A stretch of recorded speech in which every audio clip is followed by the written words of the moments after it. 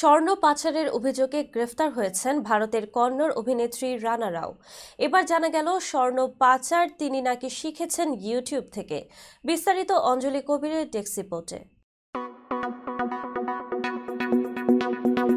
গত সপ্তাহে দুবাই থেকে বেঙ্গালুরু ফেরার পর বেঙ্গালুরুর কেম্পেগৌড়া আন্তর্জাতিক বিমানবন্দরে তাকে আটক করে ডিরেক্টর অফ রেভিনিউ ইন্টেলিজেন্সের কর্মকর্তারা। আগে থেকেই গোপন সূত্রে খবর পেয়ে ডিআরআই রানাকে নজরে রেখেছিল। গ্রেফতারের পর থেকে রানা ডিআরআই এর হেফাজতে রয়েছেন। তবে গোয়েন্দাদের জিজ্ঞাসাবাদে বারবার নিজের বয়ান বদলাচ্ছেন অভিনেত্রী।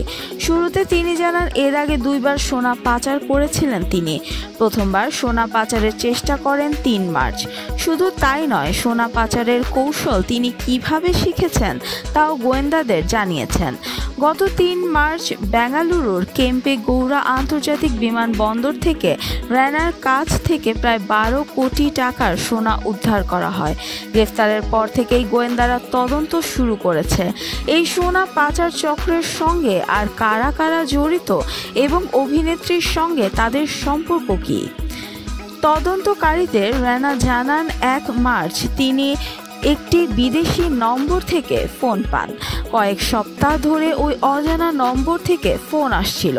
ফোনে তাকে দুবাই বিমানবন্দরের ৩ নম্বর টার্মিনাল গেটে যেতে বলা হয়েছিল। সেখান থেকে সোনা সংগ্রহ করে বেঙ্গালুরুতে পৌঁছে দেওয়ার নির্দেশনা দেয়া হয়। কিভাবে সোনা পাচার করবেন তা ইউটিউবের ভিডিও দেখে শিখেছেন বলে গোয়েন্দাদের কাছে দাবি করেন রানা। তার কথায় সোনার বারগুলো দুটি প্লাস্টিকের ব্যাগে মোড়া ছিল।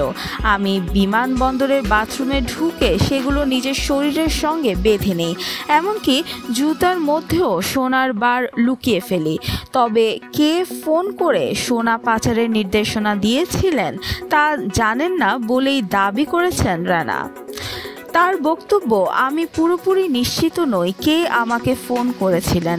তবে যিনি বিমানবন্দরে সোনা দিতে গিয়েছিলেন তার উচ্চতা প্রায় ৬ ফুটের কাছাকাছি বলে জানিয়েছেন তিনি। রানা দাবি করেন এর আগে কখনো ওই ব্যক্তিকে দেখেননি। বর্তমানে আদালতের নির্দেশে রানাকে ডিআরআই হেফাজতে রাখা হয়েছে। গোয়েন্দারা দফায় দফায় তাকে জিজ্ঞাসাবাদ করছেন। এই পাচার চক্রের পেছনে আরও বড় কোনো নেটওয়ার্ক রয়েছে কিনা তা জানার চেষ্টা চালিয়ে যাচ্ছেন তদন্তকারীরা।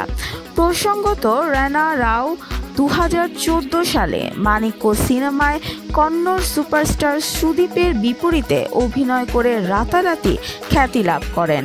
পরে আরও কয়েকটি দক্ষিণী সিনেমায় অভিনয় করেছেন এই অভিনেত্রী। তবে এবার স্বর্ণ পাচারের অভিযোগে তার ক্যারিয়ারের বড় ধাক্কা লাগলো বলে মনে করছেন অনেকে।